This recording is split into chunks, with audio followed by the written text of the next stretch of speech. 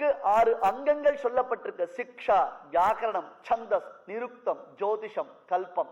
ஷடங்கா வை வேதாக 6 அங்கங்கள் வேதத்திற்கு உண்டு. வேதத்துல சில விஷயங்கள் மறைத்து பேசப்பட்டிருக்கு. அதை நாம பூரணமா தெரிஞ்சுக்க முடியுமானார் அதுக்கு சில பிரயாசங்கள் நமக்கு தேவைப்படும். அந்த பிரயாசங்கள் நமக்கு சாத்தியம் இல்லை. சரி, அதுக்கப்புறம் இந்த 6 அங்கங்களினாலே தெரிஞ்சுக்கலாம்னர். வேதத்தை அத்தியனம் பண்ணினால்தான் வேதத்துடைய 6 அங்கங்களை நாம தெரிஞ்சுக்க முடியும். அந்த 6 அங்கங்களை தெரிஞ்சிருந்தால்தான் வேதத்துடைய அர்த்தங்களும் நமக்கு புரியும். அப்புறம் இதிகாச புராணங்கள் இருக்கே, உபபிரமணங்கள்னு, மனுஸ்மிருதி, பராசர ஸ்மிருதி முதலான ஸ்மிருதி விசேஷங்கள் இருக்கேன். அவைகளும் நமக்கு தெள்ள தெளிவாக காண்பிக்கப்பட்டிருக்கின்றன. நல்ல விஷயங்களை நமக்கு சொல்றது. ஆனாலும் இந்த புராணங்கள்ல எல்லா புராணங்களும் நமக்கு உபாதேயம் இல்லை. புராணங்களை 3 வகையா பிரித்தார். சாத்விக புராணம், ராஜச புராணம், தாமச புராணம்னு 3 விதமா புராணங்கள் பிரிக்கப்பட்டிருக்கு. 3 18.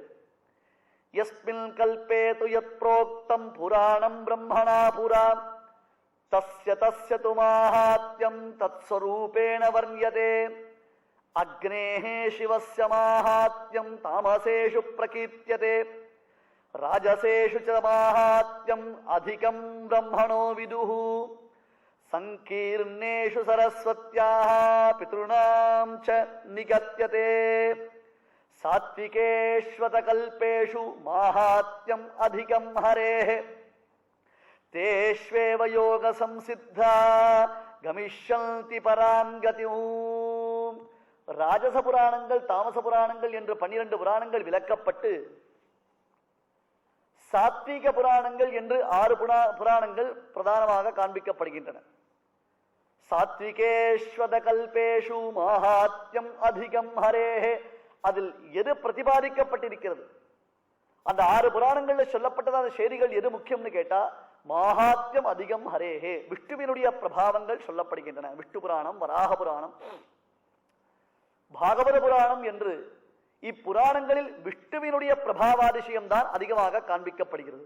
தேஷ்வேவ யோக சம்சித்தாக, அதை கொண்டு தான் மகான்கள் தங்களுடைய வியாக்கியானங்களில் பிரமாணங்களை காண்பிக்கிறார்கள். சங்கர பகவத் பாதர் பிரம்மசூத்திரத்திற்கு வியாக்கியானம் பண்ணச்சே விஷ்ணு புராணத்திலிருந்து தான் எல்லா வாக்கியங்களையும் உதாரணமாக காண்பிக்கிறது. பகவத் ராமானுஜர் தான் அருளிச் செய்த பிரம்மசூத்திர வியாக்கியானத்துக்கு விஷ்ணு புராணத்திலிருந்து தான் பிரமாணங்கள் அதிகமாக எடுத்து காண்பிக்கிறது. தேஷ்வேவ யோக சம்சித்தாக கமிஷ்யந்தி பராங்கதி. ஆகையால் அதில் சொல்லப்பட்ட விசேஷங்களை பார்த்து கொண்டு அனுஷ்டித்து மகான்கள் நற்கதியை அடைகிறார்கள். அதில் மிகச்சிறந்தது வராக புராணம்.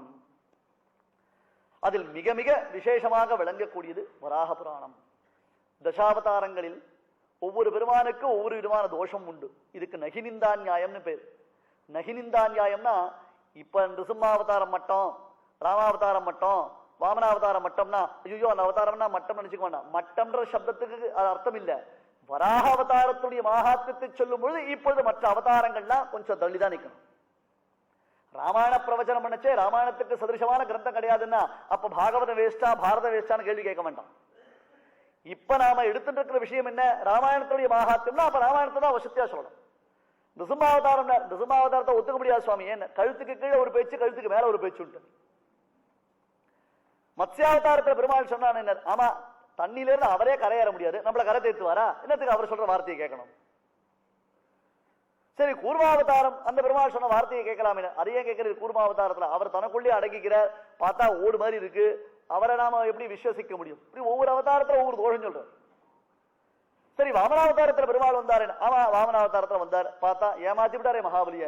குட்டியூண்டு வந்தார், சின்ன சோட்டா கிருஷ்ணனா வந்தார், திடீர்னு வந்தார். மகாபலி என்ன பண்ணுவான்? ஏமாத்திட்டார். இப்படி ஏமாத்தி வஞ்சனையானவர் அவர் சொல்ற வார்த்தையை கேட்கலாமா? கேட்க கூடாது. ராமாவதாரம், ஆனா நல்ல பழக்கம் இருந்தா பரவாயில்ல, குரங்கு கூட பழகிறது, ராட்சசம் கூட பழகிறது, இப்படியே மாத்தி மாத்தி ஒரு சத்சங்கமே இல்லாமல் பழகிறவர், அவர் சொல்ற பேச்சுல நமக்கு என்ன விசுவாசம் இருக்க முடியாது.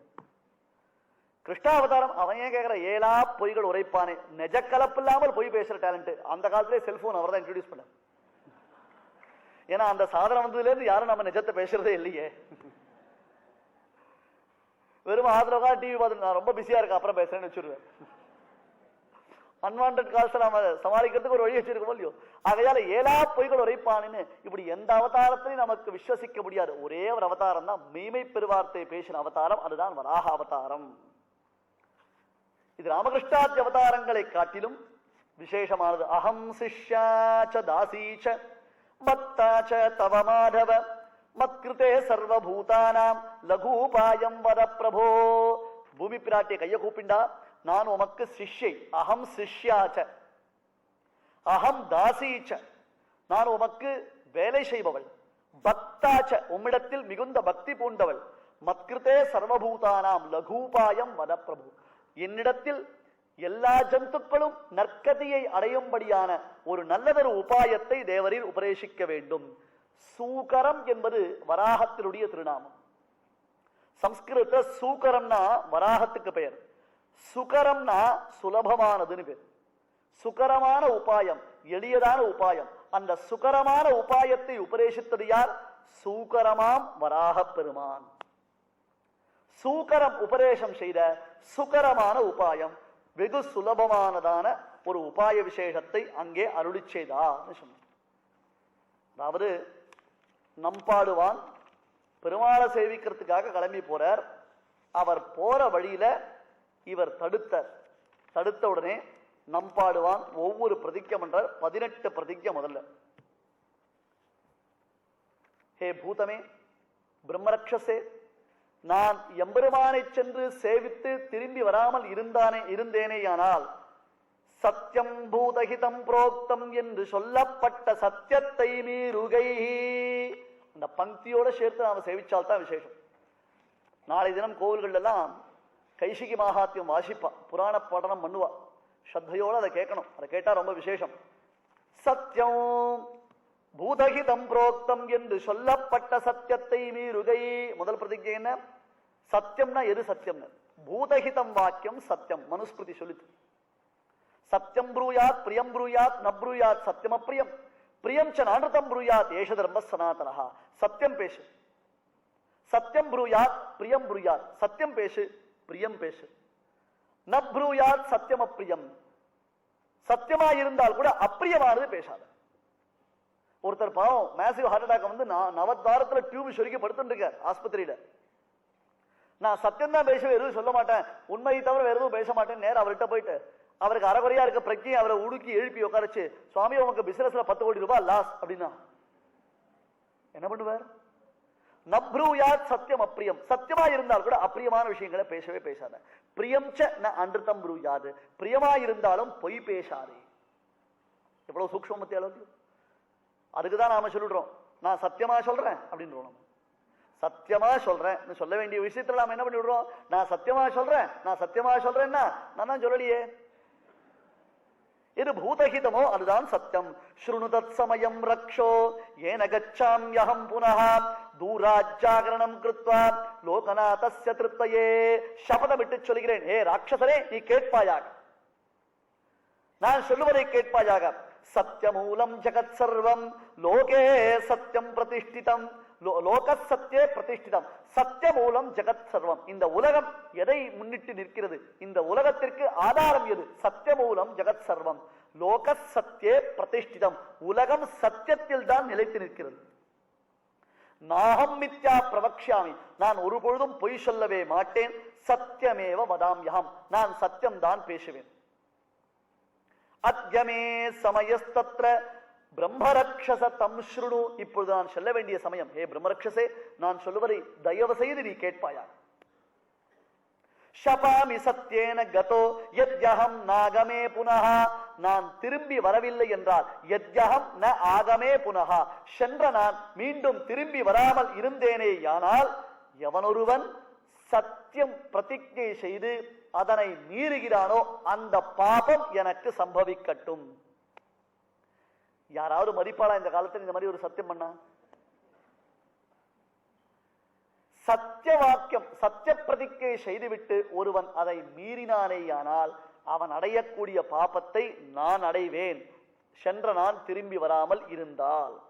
ஷபாமி சத்யேன கதஹ யத்யஹம் ந ஆகமே புனஹ.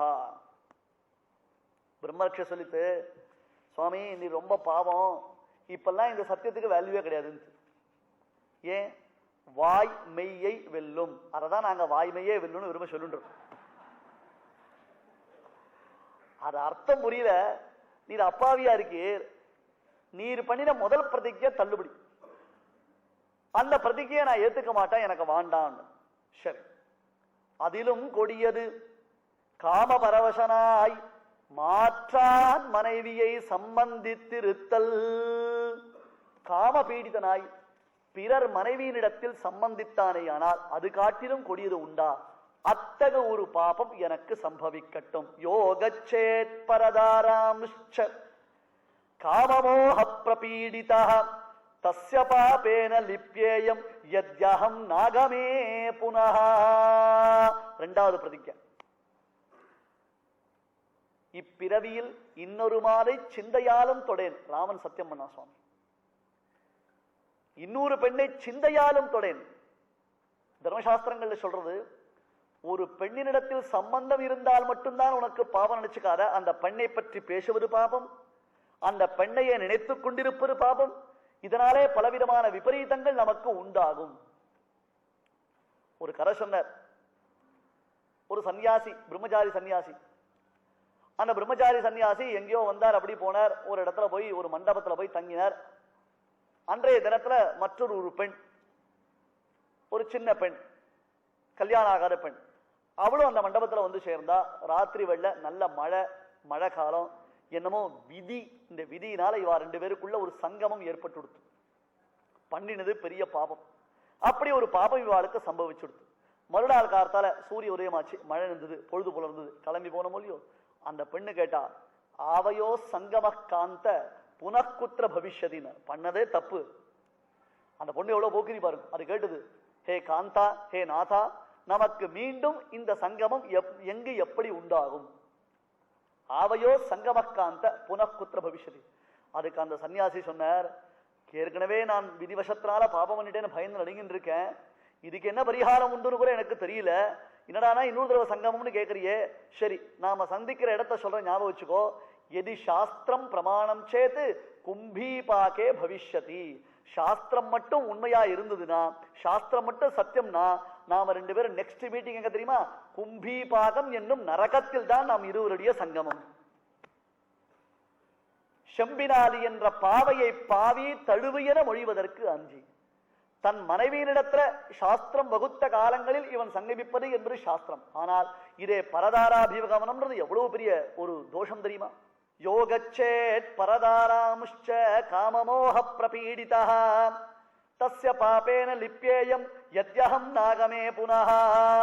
நான் திரும்பி வராமல் இருந்தேனேயானால் மற்றொரு மனைவியை அடைந்ததான பலன், மாற்றானுடைய மனைவியை நான் அடைந்ததான பலன் எனக்கு உண்டாகட்டும். அத்தகைய ஒரு பாபம் எனக்கு சம்பவிக்கட்டும். முடியாதுன்னு. இதெல்லாம் ஒண்ணும், இந்த பாபத்தெல்லாம் பார்த்து லோகத்துல யாரும் பயப்படுறதே கிடையாது. நான் ராட்சசனா இருக்கேன், ஆனா நான் தர்மத்துக்கு கட்டுப்பட்டவன். மனுஷர்கள் ஒருபொழுதும் தர்மத்துக்கு கட்டுப்பட்டவா இல்ல. அவ கண்ணாலையும் பார்ப்பா, மனசனாலையும் நினைச்சுப்பா, இல்ல சீண்டல்கள் பண்ணுவா, சிம்மிஷங்கள் பண்ணுவா, என்ன வேணா பண்ணுவா.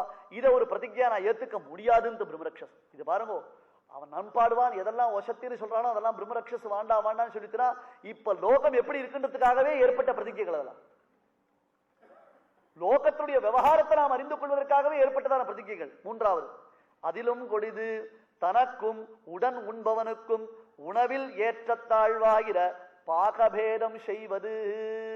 கேள்விப்பட்டிருக்கிற அந்த பாபத்தை? பரதாராபிகமனத்தை காட்டிலும் பெரிய பாபம் என்ன தெரியுமா? ரெண்டு பேர் பக்கத்துல உட்கார்ந்து சாப்பிடச்சே, நான் மட்டும் நல்ல வஸ்துக்களை சாப்பிடுறது, அவருக்கு அதை சாதிக்காமல் வஞ்சனை செய்வது என்பது பரதாராபிகமனத்தை காட்டிலும் பெரிய பாவம். பந்தி வஞ்சனை பண்ணக்கூடாது. சாப்பிடச்சே எல்லாருக்கும் ஒரே மாதிரி ஏகஸ்வாதுன புஞ்சீத, நல்ல விஷயங்கள் கிடைச்சதா நீ ஒருத்தனா மட்டும் அதை ருச்சித்து பார்க்காத. 4 பேருக்கு பகிர்ந்தடி. பந்தியில் என்ன உட்காந்துருக்கியா, அது அந்த சுவாமிக்கு ஒத்துக்கார உடம்புக்கு அந்த நெய்ல பண்ண குலோப்ஜாம் எனக்கு மட்டும் சாதி. பங்கி வஞ்சனை பண்ணக்கூடாது. 4 பேர் சாப்பிடச்சே 4 பேருக்கும் சரிசமமாகத்தான். அவா வாண்டான்னு சொன்னா விஷயம் வேற. இல்ல எனக்கு போறோம், எனக்கு ஒத்துக்காது, நான் சாப்பிட மாட்டேன் அப்படின்னு ஒருத்தர் தான் விளக்கும் பொழுது விஷயம் வேற. தவிர்த்து நாம் எதை புஜிக்கின்றோமோ, நல்ல வஸ்துக்களை நாம் புஜிக்கும் பொழுது அவருக்கு நாம இந்த பிரசாரத்தை பரிமாறலாம். இல்ல நல்ல வஸ்துக்கள் வந்துடுத்து, இல்லறத்துக்கு ஒருத்தர் அதிதியா வந்திருக்கார், அவருக்கு பிரசாரங்களை போடலாம், நாம பழையது கூட சாப்பிடலாம். பரதாராபிகமனத்தை காட்டிலும் கொடியது பங்கி வஞ்சனை செய்வது, சாப்பிடும் பொழுது ஆகாரத்தில் வஞ்சனை செய்வது, அத்தகு பாபம் எனக்கு சம்பவிக்கட்டும். முடியாதுன்றது. ஏன்? இப்ப எல்லாரும் அவவா தனித்தனியா தான் சாப்பிடுவாளே தவிர யாரும் சேர்ந்து சாப்பிடுறது இல்ல. ரெண்டாவது, பங்கி வஞ்சனையே பண்ண மாட்டா. ஏன்? Buffet system. இவன்ல அவனே எடுத்து சாப்பிடுறான், அவன்ல இவனே எடுத்து சாப்பிட்டு இருக்கான். யாரு இலை யாரு பரிசேஷன் விவசாய மாறி போச்சு. இதை போய் பெருசா சொல்லிட்டு கேடாப்பா, எவன்டா தலை சுத்தி பண்ணி இலையை சேர்த்து பிரசாரத்தை பரிமாறி புரோக்ஷணம் பண்ணி அதுக்கு ஒரு ஆபோஷனம் பண்ணி உத்தராபோஜனம் எடுத்துட்டு முதல்ல பெருமாள் தீர்த்து, அதெல்லாம் ஒண்ணும் நடக்கிறதே கிடையாது. இது பெரிய பிரதிஜா. ஊட்டு தந்த பிரம்மரக்ஷஸ் எச்சலாவது தீட்டாவது மண்ணாங்கட்டியாவது ஒண்ணு கிடையாது. இப்படி எடுத்து அவன் போட்டுக்கிறான், அவன் எடுத்து இப்படி போட்டுக்கிறான். அதனால இந்த பாபமும் லோகத்துல கிடையவே கிடையாது. அந்த பாபத்தை பெருசா யாரும் நினைச்சு கூட பார்க்கவே மாட்டாள். பாகபேதம் துயக்குரியாத் ஆத்மனோபபுஜ்ஜதஹ தஸ்ய பாபேன லிப்யேயம் யத்யஹம் நாகமே புனஹ. அதுவும் ஒத்துக்க முடியாது. அந்த பாபமும் தள்ளி விட்டு கொடுத்து. சரி, நான்காவது பாபம் என்னென்ன? அதிலும் கொடியது. பிராமணன் ஒருவனுக்கு பூமிதானத்தை செய்து மீண்டும் அதை அவரிடத்திலிருந்து வாங்கிக் கொள்வது. அப்ப என்னமோ ஆர்வ கோளாறுல அவசரப்பட்டு அந்த லேண்ட் ஹோம் கொடுத்துட்டோம் சுவாமி, யாருக்கு வித்து போகாதுன்னு. இப்பதான் அப்படி இப்படி பார்த்தா அதுல நிறைய கிரானைட்லாம் இருக்கான். நீ என்ன பண்ண போறீர்?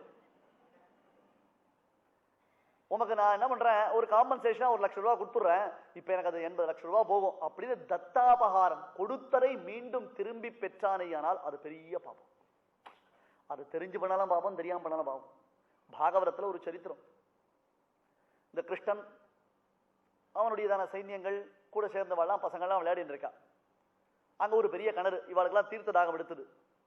தீர்த்த தாகத்துக்காக ஒரு கிணறு இருந்தது. அந்த கிணத்துல போய் தீர்த்த சாப்பிடலாம். கிணத்தை போய் எட்டி பார்த்தா பிரம்மாண்டமான ஓணான் ஒண்ணு அந்த கிணத்துக்குள்ள இருக்கு. அது சைஸே சொல்ல முடியாது. அந்த காலத்துல டைனோசரஸ் இல்லையோ, அந்த மாதிரி பிரம்மாண்டமான ஓணான் இந்த கிணத்துக்குள்ள இருக்கு. ஆச்சரியப்பட்டா எல்லாரும். ஓடி வந்தா, கிருஷ்ணா இந்த மாதிரி இந்த கிணத்துக்குள்ள ஓணான் இருக்குன்னு. வந்தான், எட்டி பார்த்தான். எட்டி பார்த்து அந்த ஓணனை பிடிச்சு தூக்கினான். இவன் கைப்பட்ட மாத்திரத்துல அந்த ஓணான் திவ்ய புருஷனா ஒரு தேகத்தை எடுத்து, சுந்தர புருஷனான ஒரு தேகம். எல்லாரும் ஆச்சரியப்பட்டான். கிருஷ்ணன் கேட்டார், யாருப்பா நீ? நான் தான் அயோத்தி தேசத்து ராஜா நிருக்கன்னா. ராமனுக்கு முன்னாடி திரேதாயுகத்துல அயோத்தி தேசத்துல நிருக்கன்னு ஒரு ராஜா இருந்தார். அந்த ராஜா பிராமணர்களுக்கு தானம் பண்ணார். பசுமாடுகளை தானம் பண்ணார். 1000 லட்சம்னு லட்சக்கணக்கான பசுக்களை தானம் பண்ணார். இவர் ஒரு பிராமணனுக்கு 1,00,000 பசுக்களை தானம் பண்ணினார். அந்த பிராமணனை ஓட்டின் போகச்சு அவனை ஏமாத்திட்டு ஒரே ஒரு பசுமாடு திருப்பி அவனுடைய கொட்டடியில வந்து சேர்ந்து. இது ராஜாவுக்கு தெரியாது. அடுத்தது இன்னொரு பிராமணர் வந்தார். ஏற்கனவே தானம் பண்ண பசுமாடையும் சேர்த்து ராஜா தெரியாமலேயே இன்னொரு பிராமணருக்கு கொடுத்துட்டான். அவருக்கு நல்ல தபோ வலிமை உண்டு. யோசிச்சு பார்த்தார், ஹே ராஜன்னு, ஏற்கனவே பண்ணின தானம் அந்த பசுவை நீ எனக்கு திருப்பி கொடுத்தியா? அவ்வளவு பெரிய அபராதத்தை நீ பண்ணிட்டியோ இல்லையோ, நீ ஓனானா பிறக்க வேண்டியது சாபம் கொடுத்து. இதுக்கும் ராஜாவுக்கும் சம்பந்தம் உண்டா? யோசிச்சு பாருங்க. கோடிக்கணக்கான பசுக்கள் அவனுடைய லாயத்துல இருக்கு, மந்தையில இருக்கு. அவனுக்கு என்ன தெரியும் சுவாமி எது போச்சு எது வந்ததுன்னு? நம்ம சாதாரணமா ஒரு விஷயம் வந்தாலே நம்ம வாக்குறதுல கவனிக்கிறதுல எது போச்சு எது வந்து நமக்கு தெரியாது. ஒண்ணுமே இல்ல, 4 புடவை அதிகமா இருந்து 4 வேட்சி அதிகமா இருந்ததுன்னா எது தொலைஞ்சு போச்சு எது கிழிஞ்சு போச்சு எது பீரோ கடையில போய் மாட்டிட்டு நாம தேடி கூட பார்க்க மாட்டோம். நம்ம தமிழ் ஒரு பழமொழி சொல்லுவா, என்னன்னா வந்த மாட்டை கட்ட மாட்டா போன மாட்டை தேட மாட்டான். அவன் கோடீஸ்வரன், பெரிய ராஜா, சக்கரவர்த்தி, கோடிக்கணக்கான பசுக்கள் அவனுடைய மந்தையில மேயறது.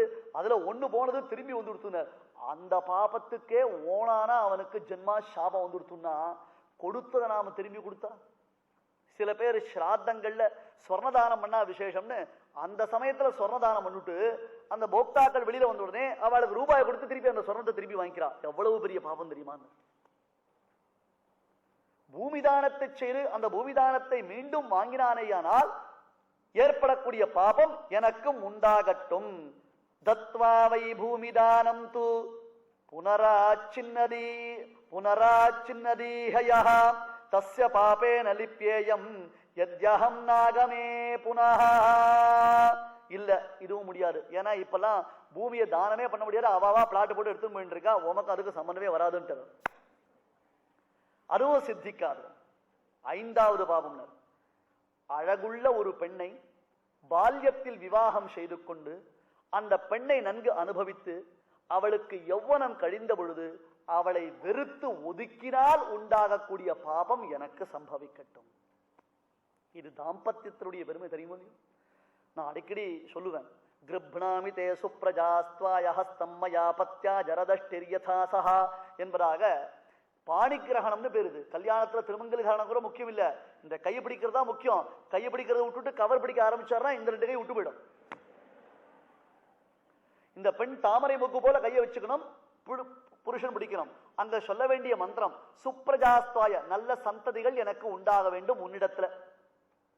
தர்ம வம்சம், தர்ம பிரஜோத்பத்தி, இந்த தர்மானுஷ்டானத்தை செய்யக்கூடிய பிரஜைகள், நல்ல சந்ததிகள் உன்னிடத்துல உண்டாகணும். 2வது, எனக்கு வயசாயிடுத்துன்னா இந்த கை இருக்கிறதே பெண்ணே, இதுதான் எனக்கு ஊன்றுகோல், வாக்கிங் ஸ்டிக். ஜரதஷ்டிர் யதாசகா, ஜரதஷ்டிர்னா கடைசி காலத்தில் ஊன்றுகோல். அவ்வளவு ஐக்கமத்தியத்தோட தாம்பத்தியம் இருக்கணும். யௌவனத்துல அந்த பெண்ணை அனுபவிக்கிறது, அந்த பெண்ணுக்கு ஏதோ நோய் நொடி வந்துருத்து, இல்ல எவனம் போயிடுத்து, அவ ஏதோ கஷ்டப்படுறான்னா, உன்னை கல்யாணம் பண்ணி என்ன சுகத்தை கண்டேன் சொன்னியான மகா பாபம் தாது, அவள் கை பிடிச்சிருக்கடாப்பா, அதனால்தான் உனக்கு ஸ்ரேயஸ் கிடைச்சிருக்கு, ஆகையால ஒரு பொழுதும் அவளை தியாகம் பண்ணாரு. யௌவனத்தில் ஒரு பெண்ணை அனுபவித்து பின்னர் அவளை தியாகம் செய்தால், அவளை விடுத்தால் உண்டாகக்கூடிய பாபம் நான் திரும்பி வராவிட்டால் எனக்கு சம்பவிக்கட்டும்.